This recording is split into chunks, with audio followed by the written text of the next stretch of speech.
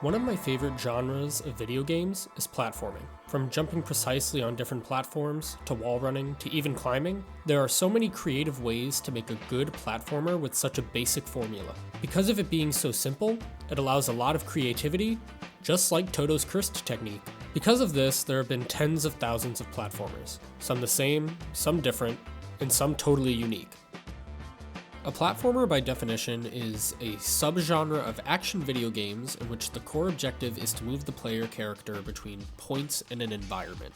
This can be in a 2D or 3D environment. Again, since the definition is so simple, it can be manipulated to make pretty much anything. Traditionally, this means side-scrolling just like the original Super Mario Bros. Nowadays, you can add platformer to almost any game as long as you, per the definition, move the player between points in an environment. So congratulations, technically Pokemon is a platformer. What I want to talk about is the different kinds of platformers, some of them at least, and how they are still a part of the genre and contribute to the development of it. The first game I want to look at is Greek, Memories of Azure. This game is more the traditional platformer, just like Super Mario Bros., Hollow Knight, Celeste, and much more. When people think of 2D platformers, this is what they mean. Greek Memories of Azure falls directly into the core of a platforming game. You have combat, you have jumping, moving from point A to B, and more. It has a charming art style, good music, and decent controls. It is a sort of puzzle game and adventure game. It checks all the traditional boxes of platforming. There are even platforms! I also said I wanted to talk about how these games contribute to further developing the platformer genre. This one, you can control 3 characters at once. Doing this can be iffy control-wise, but it is still a solid idea to explore in this genre. This allows using your brain to decide which characters, who have different attributes and abilities, to use at what point in time. Greek has a double jump, melee attack, and a low lung capacity for swimming. His sister Adara has projectile moves and a float instead of a second jump. Their older brother Radel has a sick grappling hook, double jump, but can't swim. This allows the designers to make specific scenarios in which only one of these characters can progress through a level. This allows for innovative level design and unique interactions. On top of that, when controlling one character, the other two mimic what the first does. They attack close enemies automatically, jump with the main one selected, and so on. They act independently though, having different health bars and inventories. It also has another good mechanic that has been prevalent in a lot of games lately: grappling hooks. You would think this defeats the purpose of a platforming game, taking away from the jumping, movement, etc. Remember though, it's just about getting between 2 points. It doesn't really matter how. And like I said earlier, it allows for unique level design. Plus, grappling hooks are sick. It also doesn't eliminate platforming because only Radel can do it. If you try with the others around, they just stay where they are.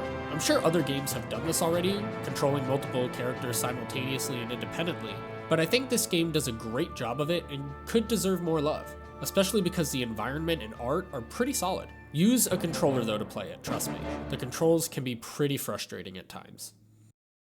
Tears of the Kingdom can be seen more as an open world game, but it definitely is also a platformer. I mean, you can literally build platforms.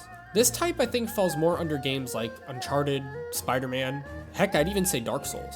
They allow full exploration throughout the entire map, with some unique options. In Tears of the Kingdom, traversing the sky, land, and depths can be a lot of climbing. This alone is a type of platforming.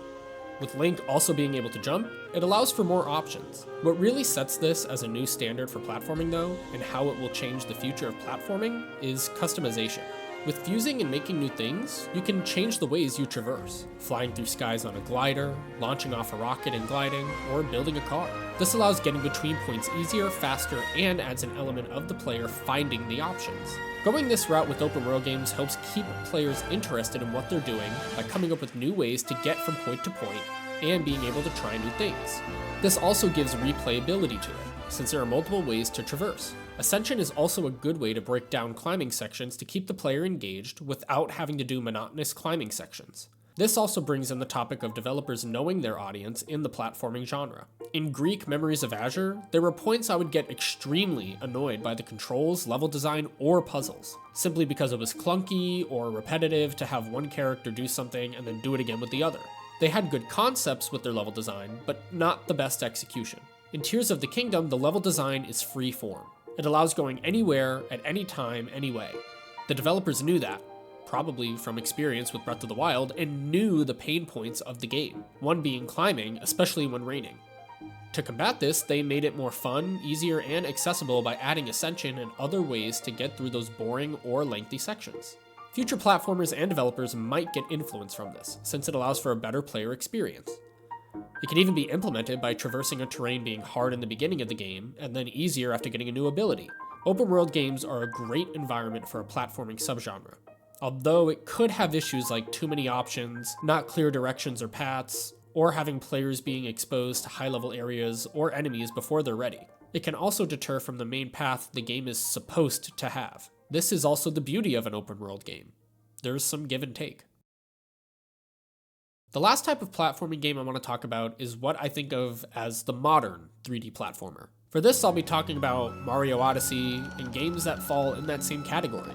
Mario 64, Banjo-Kazooie, and Psychonauts. This type of platforming game is, besides the 2D versions, the one most people think of. These types of platformers contribute in an in-between space of open world and 2D. Mainly it allows for a developer to limit some traversing options like a 2D platformer with the level design, but it also allows a more free open approach that an open world game would have. You can kind of make your way to certain areas you shouldn't, but some areas you need to do specific tasks or take a certain route to get where you want to go. This is more of the gold standard for 3D platformers, specifically for Nintendo. They alone kind of dominate the genre in this aspect. In Odyssey, you basically had a double jump / second jump anywhere you wanted with Cappy. You got a momentum stalling option to slow your descent and more movement options. On top of that, it added unique platforming opportunities with capturing a variety of enemies that give you cool abilities. For future platforming games, I could see something like this becoming more mainstream. Lives are also not really a thing in platforming games now. It's more enticing to not be limited by stopping and starting over with getting lives and such, so you're able to try something over and over. I'm honestly not too sure how this will affect future platformers, since I think this is the standard for now. I'm really interested to see what further improvement for the genre as a whole the developers can come up with. Whether it's whole new mechanics like Cappy, revisiting of older ones like controlling multiple players, or making an in-between like with Views or Ascension. There are a lot of games, and I can't play them all. Let me know your favorite platformer in the comments below. Maybe I can take a look at it and give it a shot. Thanks for watching. See ya.